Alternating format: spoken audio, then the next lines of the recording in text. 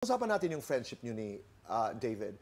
In my last conversation with David, sabi ko, alam mo David, napaka-blessed niyo ni Barbie because wala kayong itinatago sa inyong mga fans.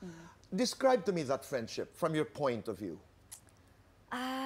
Well, the friendship that I've built, I always say I've built. Kasi Right. nga, hindi siya right away na-click kami agad eh. I mean, lagi ko namang inaamin sa lahat na at first hindi ako okay with him. Talaga? Yeah, kasi lagi siyang late, Tito Boy. Oo nga, naalala ko. Tama. Pero pati yan, nagamot mo, sabi nga niya. Oo. From time to time. Kanina late siya ulit eh. From time to time. Pag nasa mood siya. Pero hindi na kasing lala noon. Yeah, yes. Okay. Hindi na Alright. po kasing lala. So, yun. Yung friendship na nabuo ko with David is very, masasabi kong slowly but surely. Yung ganon, yung talagang dinahan-dahan namin.